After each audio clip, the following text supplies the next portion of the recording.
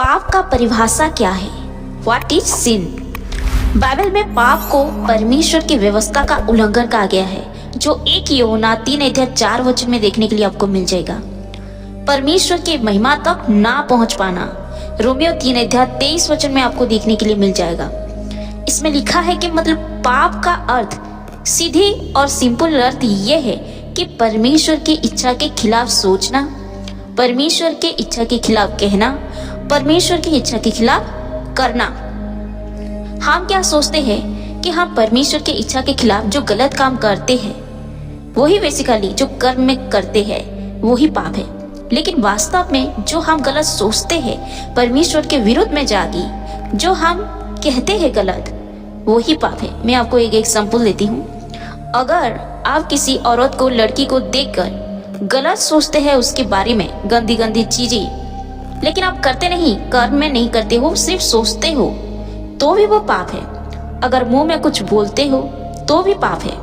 अगर आप कर्म करके एग्जीक्यूट नहीं भी किए हो, अगर आप सोचे हो और कहे हो तो भी ये पाप कहलाएगा, उतने ही जितने आप करके दिखाते। पाप का मूल अर्थ ये है, हम ग्रीक में अगर इसको देखेंगे तो पाप का मूल अर्थ है हर्माटिया, का अर्थ है चूक जाना या लक्ष्य से भटक जाना। हम सब के लिए परमेश्वर ने एक लाइन खींची है, सीधी लाइन, एक रास्ता। अगर हम उसी रास्ते पर चलेंगे तो सब कुछ सही है। अगर लाइन से चूक जाएंगे, रास्ता से भटक जाएंगे, तो ये पाप कहलाएगा। तो ये पाप का उत्पत्ति कहां से हुआ? Origin of sin. बाइबल के अनुसार पाप का आरंभ स्वर्ग में हुआ, जब शैतान यानी लूसीफर ने परमेश्वर के खिलाफ विद्रोह किया था। ये आप यशायाह 14:12 से लेकर 15 में आप पढ़ सकते हो। पृथ्वी पर पाप आदम और हवा के द्वारा बुरे भले ज्ञान का फल खाने के द्वारा आया, जो उत्पत्ति 3 में आपको देखने के लिए मिल जाएगा। स्वर्ग में विद्रोह हुआ, शैतान यानी लूसीफर, उसके मन में गर्व आया, अहंकार आया कि वो परमेश्वर की बराबरी करे। दूसरी बात यह है कि मानव का पतन तब से शुरू हो गया जब आदम और हवा ने परमेश्वर की आज्ञा तोड़कर प्रथम पाप किया। उसी में से हम सारे मानव जाति के अंदर पाप आ गया और हम अपने कर्म से वो पाप को नहीं धो सकते, क्योंकि वो हमारे ब्लड में ही आ गया है, क्योंकि वो हमारे पूर्वज है। उन्हीं में से, उनके वंश में से हम सब आई है, आदम और हवा के कारण। मैं आपको एक एग्जांपल देती हूँ। एक बहुत ही छोटी सी बच्ची थी, ना तो उसकी बुद्धि थी, कुछ भी नहीं थी, बहुत ही छोटी थी। और एक दिन उसकी मम्मी 2 चॉकलेट लेकर आई और टेबल पे रख दी। छोटी सी बच्ची क्या करती है, दोनों चॉकलेट को लेकर अपने तकिए के नीचे छुपा देती है। जब मम्मी आती है, पूछती है यहीं पर चॉकलेट था, कहाँ गया? तो बच्ची बोलती है कि मुझे नहीं पता। मम्मी फिर पूछती है यहाँ पर चॉकलेट रखा हुआ था, तो छोटी बच्ची बोलती है कि मुझे नहीं पता, मैं नहीं जानती हूँ। जब सब कुछ ढूंढने के बावजूद, इधर उधर ढूंढने के बावजूद तकिए के नीचे देखती है मम्मी, तो उसे पता चलता है कि बच्ची झूठ बोल रही है। वहीं पर चॉकलेट रखा हुआ है, वहां पर चॉकलेट रखा हुआ है। तो इसे क्या पता चलता है? इसे पता चलता है कि उस छोटी सी बच्ची जिसको कभी झूठ बोलना नहीं सिखाया गया, उसके सामने ऐसा कुछ एक्ट भी नहीं किया गया कि उसके जरिए वो कुछ सीखे, उसकी कुछ बुद्धि भी नहीं थी, वो बहुत ही छोटी थी, फिर भी उसने झूठ बोली। तो इसका मतलब क्या है? झूठ बोलना, चोरी करना, हर ये सारे गंदे चीज जो परमेश्वर के खिलाफ है, ये सारे चीज पाप है। तो वो छोटी सी बच्ची कैसे पाप में पड़ गई? ये आदम और हवा के पाप के कारण हुआ है, क्योंकि हमारे ब्लड में ही पाप है। सामूहिक पाप क्या है? समाज द्वारा किए गए कार्य, उदाहरण अन्याय, हिंसा। कभी कभी ऐसा होता है कि हमारे समाज में बहुत अन्याय होता है, हिंसा भी होता है, लेकिन लोग देखते रहते हैं, कोई कुछ नहीं बोलता। अगर हमारे सामने कुछ अन्याय होता है, पाप होता है, हिंसा होता है, अगर हम वहीं पर खड़े होकर देखते रहते हैं, तो भी वो पाप है। उसको सामूहिक पाप कहा जाता है। उस हिंसा और अन्याय के पास जितने भी लोग खड़े होते हैं, वो सारे लोग पाप की भागीदारी बन जाती है। तीसरी है अज्ञानता में किया गया पाप। जब लोग अनजाने में पाप करते हैं, उदाहरण, परमेश्वर की व्यवस्था ना जानकर। जो लोग ऐसे हैं जो अभी भी सिर्फ खाते पीते हैं, सो जाते हैं, कभी भी वो जानना नहीं चाहते हैं कि सच्चा परमेश्वर कौन है, क्यों वो इस दुनिया को आए हैं, वो जानने की कोशिश भी नहीं करते हैं। इनफैक्ट परमेश्वर की व्यवस्था भी उनको पता नहीं,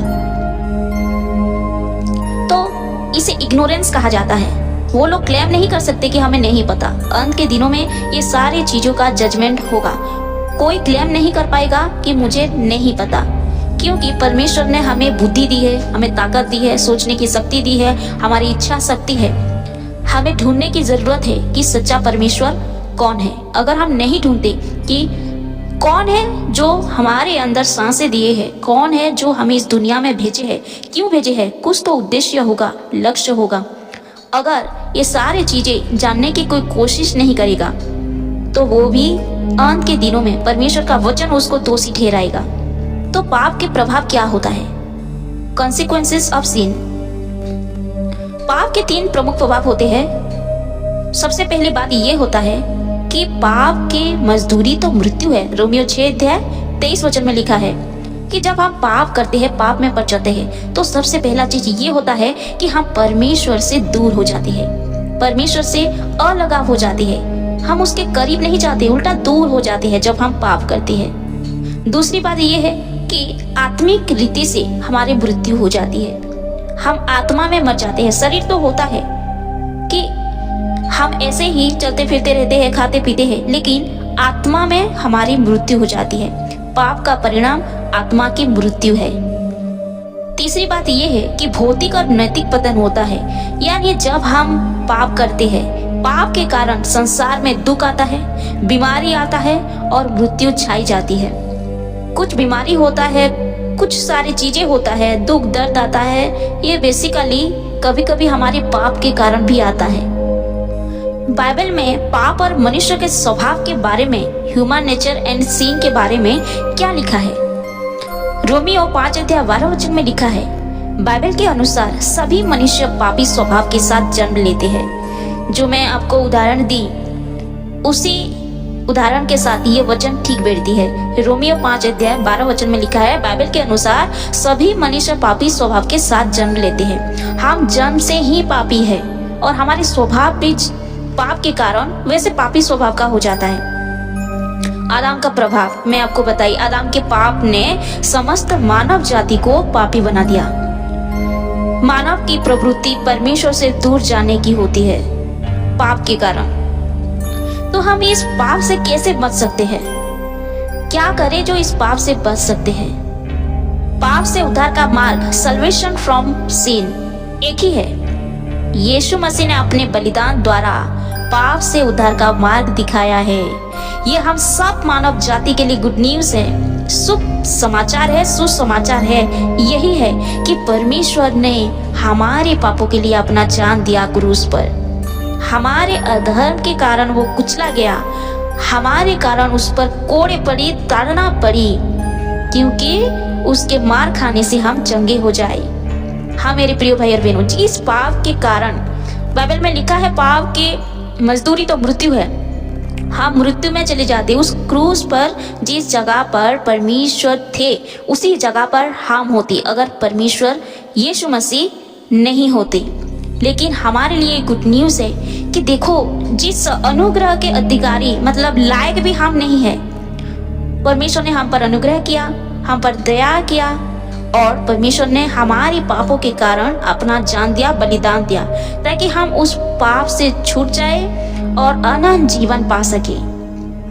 परमेश्वर हमें अपना संतान होने का अधिकार दिया। परमेश्वर का वचन कहता है कि जो भी परमेश्वर के ऊपर विश्वास करेगा, यीशु मसीह के ऊपर विश्वास करेगा, परमेश्वर के वचन के ऊपर विश्वास करेगा, उनको परमेश्वर ने अपना संतान होने का अधिकार दिया है। यानी आज जो कोई यीशु मसीह पर विश्वास करेगा वो परमेश्वर का संतान ठहरा जाएगा।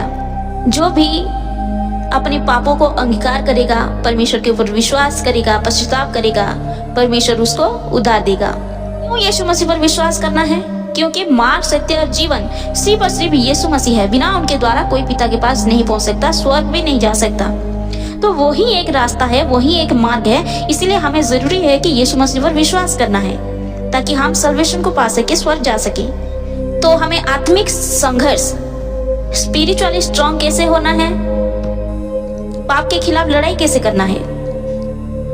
पहली बात यह है कि हमें परमेश्वर के वचन का पालन करना है। आपको बाइबल पढ़ना है, बाइबल पढ़कर बाइबल के वचन के ऊपर मनन करना है, उसी वचन के हिसाब से अपने जीवन को चलाना है, क्योंकि परमेश्वर के वचन को अपनाने से जीवन शुद्ध होता है, अच्छा होता है, सुंदर होता है और धीरे धीरे आपके जो गलत काम, गलत चीजें होते हैं आपके जीवन में, जो इच्छाएं होती है वो घटता जाएगा। यूहन्ना 3:16 में लिखा है, परमेश्वर ने जगत से इतना प्रेम किया कि उन्होंने अपना एक लौता पुत्र को दे दिया ताकि जो कोई भी उस पर विश्वास करे वह नाश ना हो परंतु अनंत जीवन को पाए। परमेश्वर ने क्या कहा? जो कोई भी उस पर विश्वास करे वह नाश ना हो परंतु अनंत जीवन पाए। यानी एक बात क्लियर है कि चाहे कोई भी धर्म का क्यों ना हो, कोई भी जात का क्यों ना हो, कहीं से भी क्यों ना हो, किसी भी देश का क्यों ना हो, जो कोई भी इस संसार का यीशु मसीह पर विश्वास करेगा वो अनंत जीवन को प्राप्त करेगा। जो लोग सोचते हैं कि यीशु मसीह सिर्फ क्रिश्चियन लोगों के परमेश्वर है, ये गलत है, क्योंकि परमेश्वर यीशु मसीह ने सारे मानव जाति के लिए अपना जान क्रूस पर दिया है और हम सबको मोल लिया है अपने ब्लड के द्वारा, अपने खून के लहू के द्वारा। मेरे प्रिय भाई और बहनों, शैतान हमेशा खोज रहा है कि किसको फाड़ खाए, इसीलिए अपने जीवन वचन की ओर लगाए, अपने जीवन प्रार्थना के जीवन बनाइए और अपने जीवन को यीशु मसीह पर दीजिए, परमेश्वर का भय मानिए, पाप से मुक्त रहिए। आज का वीडियो इतना ही है, अगले वीडियो में मिलते हैं। अगर आपको ये वीडियो अच्छा लगा तो शेयर जरूर कीजिए ताकि लोगों को पता चले, परमेश्वर के वचन वो सुने और उनके जीवन भी बदल जाए। God bless you. आप सबको प्रभु आशीष करे।